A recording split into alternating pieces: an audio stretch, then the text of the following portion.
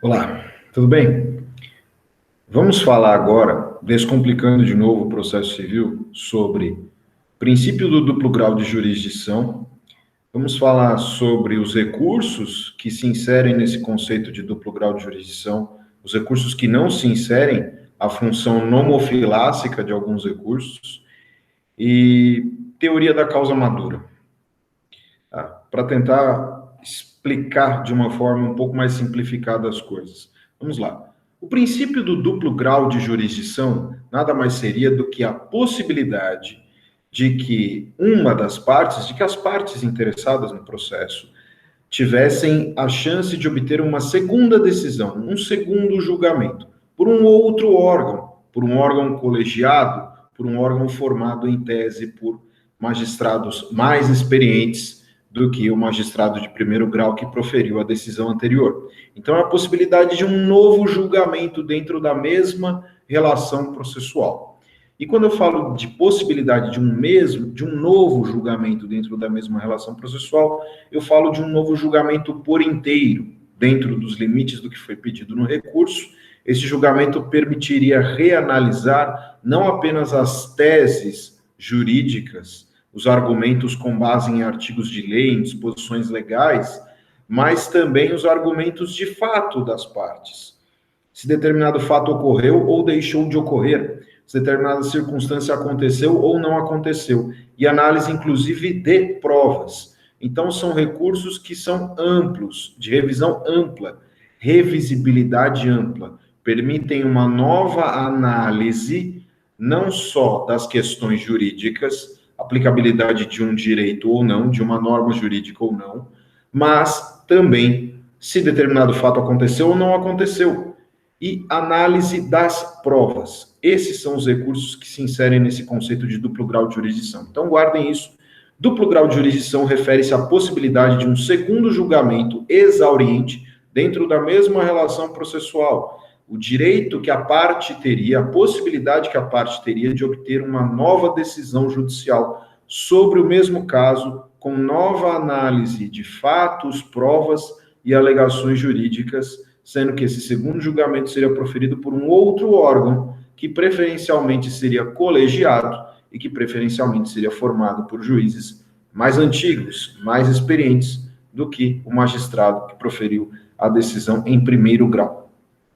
O princípio do duplo grau de jurisdição não é expresso no texto constitucional, muito embora ali o artigo 5º, naquele inciso que trata dos meios e recursos, do contraditório da ampla defesa, com os meios e recursos inerentes ao processo, fale da palavra recursos, está falando de recursos no sentido de técnicas processuais, não do instituto do recurso, que é aquela possibilidade, aquele instrumento processual para um novo julgamento do caso por uma instância superior. Tá? Não é isso.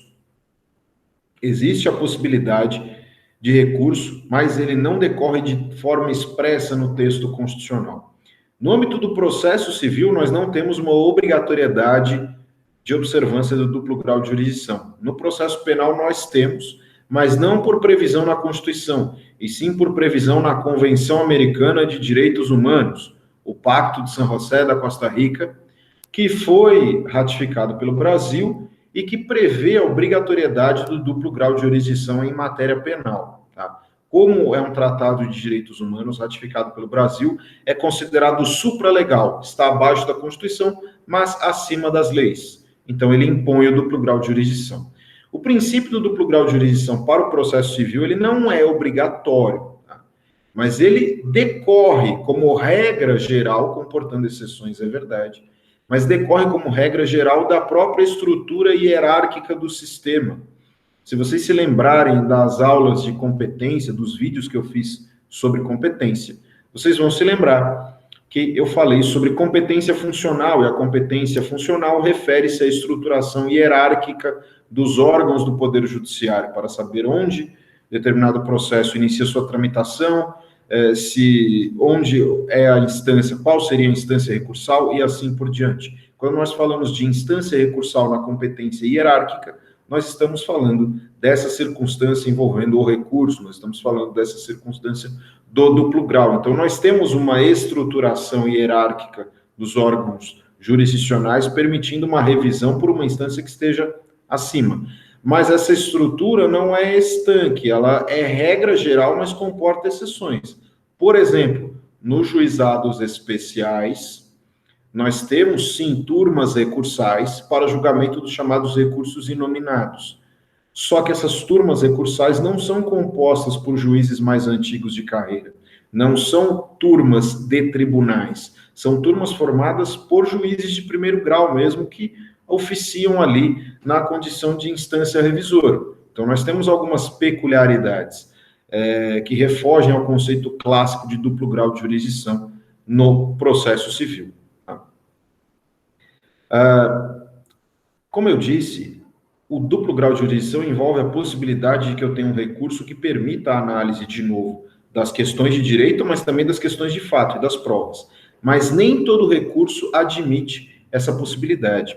Nós temos aqueles recursos que admitem apenas a análise das questões puramente jurídicas. E quando eu falo de questões puramente jurídicas, eu falo de interpretação e aplicação da norma jurídica, do texto de lei, lei federal, lei estadual, lei municipal e norma da Constituição Federal. Por exemplo, eu estou falando de norma jurídica de direito objetivo, interpretação e aplicação pura e simples de direito objetivo, sem análise de questões puramente de fato. Existem recursos que não admitem análise de fatos e provas. São aqueles chamados recursos que têm a função nomofilássica. Na classificação dos recursos, que vocês vão estudar em teoria geral de recursos, na classificação de recursos, nós temos os recursos ditos ordinários e os recursos ditos extraordinários. Essa é apenas uma das classificações. Os recursos chamados ordinários são aqueles que permitem não só a análise das questões jurídicas, mas também de fatos e provas. Então, são aqueles recursos exaurientes, são aqueles recursos que integram o próprio conceito do duplo grau de jurisdição. Por exemplo, o recurso de apelação. Quando eu não me contento com uma sentença no processo civil, eu interponho recurso de apelação, e nesse recurso de apelação eu posso questionar não só a interpretação que foi feita de uma norma jurídica, mas também se determinado fato ocorreu ou não ocorreu, e posso questionar a avaliação que o juiz fez das provas. Olha, essa interpretação da prova está equivocada, tem uma outra prova aqui que não foi considerada pelo juiz, e assim por diante. Então, o recurso de apelação é classificado como um recurso ordinário. Só que nós temos os chamados recursos extraordinários, que só admitem análise das questões jurídicas. Por exemplo, o recurso especial para o Superior Tribunal de Justiça e o recurso extraordinário para o Supremo Tribunal Federal. Assim como no âmbito do processo do trabalho, nós temos o recurso de revista, que também seria um recurso classificado como extraordinário, para o Tribunal Superior do Trabalho. Esses recursos, especificamente, só admitem a interpretação, a discussão sobre a interpretação da norma jurídica. No caso do recurso especial, discute-se a interpretação sobre artigo de lei federal, ato normativo federal. No caso do recurso extraordinário, discute-se a interpretação sobre norma do texto constitucional. Eu não discuto questões de fatos e questões de provas. Por isso que esses recursos, eles não integram o conceito de duplo grau de jurisdição, porque eles não permitem a análise de fatos e provas. Esses recursos têm a chamada função nomofilássica. Essa função nomofilássica é a função de harmonização, ou de conformação, ou de uniformização da interpretação sobre uma norma jurídica. Para que isso? Para garantir justiça das decisões e segurança jurídica. Eu não sei se é justo ganhar ou perder. O que eu sei que é injusto é que um ganhe e outro perca com base na mesma questão de direito, com base na mesma norma jurídica. Por isso, esses recursos extraordinários existem para uniformizar a jurisprudência, uniformizar o entendimento, a leitura sobre um artigo de lei federal, sobre um texto da Constituição, sobre uma norma da Constituição e assim por diante. Então, portanto, esses recursos que só servem para uniformizar a jurisprudência não são recursos do duplo grau de jurisdição. Por isso que o duplo grau de jurisdição é duplo, não é triplo, não é quádruplo. Depois que eu interpus o recurso de apelação para o Tribunal de Justiça ou para o Tribunal Regional Federal, qual outro recurso que eu teria? Eu teria, em tese, o recurso especial para o Superior Tribunal de Justiça e, posteriormente, recurso extraordinário para o Supremo Tribunal Federal, mas apenas se eu tiver uma questão de interpretação de lei federal quanto ao recurso especial e de interpretação de norma jurídica constitucional quanto ao recurso extraordinário para o Supremo Tribunal Federal. Então, não confundam aí. Essa função nomofilásica, para entenderem, é isso, né? A uniformização da interpretação de norma jurídica. E para acabar, para terminar aqui, eu precisaria falar da teoria da causa madura. Quando eu falo de duplo grau de jurisdição, eu estou falando da garantia de que eu terei um duplo julgamento. Julgamento pelo juiz singular e julgamento pelo tribunal colegiado, certo? Em tese. Existem os poderes monocráticos do relator, mas eu vou deixar isso para um outro vídeo, para não confundir demais. Tudo isso é em tese. Mas nós temos circunstâncias em que o código admite que o tribunal julgue uma questão que não foi apreciada pelo juiz de primeiro grau. Então haveria apenas um grau de jurisdição, não haveria mais duplo grau de jurisdição. Por quê? Por economia e celeridade processuais. E esta teoria da causa madura é uma prova de que o duplo grau de jurisdição é uma regra, mas não é um princípio absoluto no processo civil. Afinal de contas, nós teremos apenas um grau de jurisdição nesse caso, que seria o Tribunal de Justiça ou o Tribunal Regional Federal. E depois que o tribunal decidiu, ainda que seja a única instância, só caberia recurso especial para o STJ, se nós tivermos, de novo, uma situação de discussão de interpretação de norma jurídica, de lei federal, de ato normativo federal. Por que a teoria se chama teoria da causa madura? Porque eu estou falando de um processo que não depende de nenhuma outra diligência. Eu não preciso produzir prova nenhuma. Não tem mais nada a ser provado. É só pegar o processo, sentar e julgar. Tá? Causa madura como se fosse um fruto maduro de uma árvore mesmo, que está pronto para ser colhido, que está pronto para cair. Tá? Por isso que se fala em causa madura. Não tenho mais que produzir prova pericial, não tenho mais que ouvir testemunha, que ouvir parte, que mandar juntar documento, nada. É só interpretar as provas e julgar. Ponto. Em que circunstâncias que o Código permite isso? Está lá no artigo 1013 do Código de Processo Civil. Circunstâncias que tratam dessa situação mesmo, em que eu não tenho necessidade de produzir outra prova e basta julgar desde logo. Por exemplo, existe uma situação em que houve a extinção da relação processual com base no artigo 485 do CPC, sem resolução do mérito. Não foi enfrentado o mérito. O juiz, no primeiro grau, deu a sentença extinguindo o processo sem enfrentar o mérito por entender que faltava alguma questão, alguma condição processual, ou algum pressuposto processual, alguma condição da ação. Por exemplo, ele entendeu que o processo foi demandado, que a ação, melhor dizendo, que houve a demanda contra a parte que seria ilegítima, contra a réu que não seria o réu correto, por exemplo, ocorreu a extinção por ilegitimidade de parte. Depois do recurso, o tribunal entende que, na verdade, o réu era parte legítima, então não deveria ser extinto, que a demanda foi ajuizada contra quem deveria sofrer mesmo essa demanda, contra quem deveria responder em tese por essa demanda. Então, o processo estava em termos. Afasta a sentença de extinção sem resolução do mérito, que seria o normal, mandar o processo retornar para o primeiro grau, para que o juiz julgue novamente. Por economia e celeridade processuais, como as provas já foram todas produzidas, basta julgar desde logo. Da mesma forma, se eu tenho uma situação de desrespeito ao princípio da congruência, de desrespeito aos limites da causa, eu tenho aquela situação em que viola-se o princípio da distrição, o princípio da congruência, o juiz concede algo completamente fora do que foi pedido. Foi pedida uma indenização por danos materiais, o juiz deu uma indenização por danos morais, por violação à honra, quando na verdade o problema era de violação a direito de propriedade, violação ao patrimônio. Era uma questão de dano material. Ele não analisou a questão de dano material e concedeu indenização por danos morais que nem foi pedida.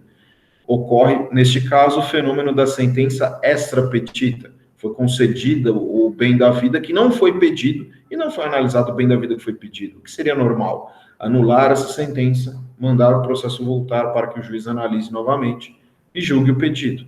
Se eu não tenho necessidade de produção de outras provas, o Código admite desde logo que o tribunal anule aquela sentença e desde logo já julgue o pedido correto, aprecie e conceda ou não esse pedido de indenização por danos materiais nesse caso. Um outro exemplo que o Código admite é aquela circunstância em que não houve análise de um dos pedidos formulados na causa pelo juiz. É parecido com o exemplo anterior que eu dei, só que aqui neste caso nós temos a circunstância da chamada sentença citra petita ou infra petita. Havia mais de um pedido, o juiz apreciou um pedido e deixou de apreciar o outro. O problema não é que ele não concedeu um dos pedidos, o problema é que ele nem sequer analisou um dos pedidos, o que seria o correto, o tribunal mandar voltar para julgar. Digamos, por exemplo, que, naquele mesmo exemplo que eu dei anteriormente, havia um pedido de indenização por danos materiais e um pedido de indenização por danos morais. O juiz só julgou o pedido de indenização por danos materiais. O tribunal deveria mandar voltar em tese para julgar o pedido de indenização por danos morais. Porém, o Código permite, se eu não tenho necessidade de outras provas, que o tribunal, desde logo, anule aquela sentença e julgue aquele pedido que não foi julgado, concedendo ou não, além daquele outro que já foi julgado, obviamente. E uma última hipótese que o Código permite de aplicabilidade da teoria da causa madura refere-se à situação da sentença que é nula porque não tem fundamentação. Eu falei sobre o princípio da motivação ou da fundamentação em um dos vídeos anteriores, em que eu falei, inclusive, sobre despacho, decisão interlocutória, sentença, acórdão, o que tem que estar fundamentado, o que não precisa estar fundamentado e como deve ser essa fundamentação. Digamos que não foram respeitadas as prescrições legais sobre a fundamentação, então a sentença está sem fundamentação. O tribunal deveria anular e mandar o processo voltar para o juiz julgar novamente, correto? Mas, de novo, se não há necessidade de outras provas, o Código permite que o tribunal julgue desde logo, anule a sentença e julgue desde logo, obviamente, de forma fundamentada e dê a solução. E aí, nestes casos todos que eu disse de aplicabilidade da teoria da causa madura, não vai haver duplo grau de jurisdição. Então, a teoria da causa madura, guardem isso, é uma exceção à regra geral, ao princípio do duplo grau de jurisdição no processo civil, porque não haverá um outro recurso classificado como ordinário nesta hipótese. Só caberá recurso especial ou recurso extraordinário se nós tivermos uma discussão de interpretação de ato normativo federal ou de texto da Constituição. Do contrário, não caberá recurso nenhum. Então, não cabe um recurso do TJ ou do TRF para o STJ para analisar provas só porque o TJ e o TRF julgaram desde logo. Ou seja, a teoria da causa madura, quando aplicada nos termos do Código, é uma exceção ao princípio do duplo grau de jurisdição. Era isso. Muito obrigado, bons estudos e até o próximo vídeo.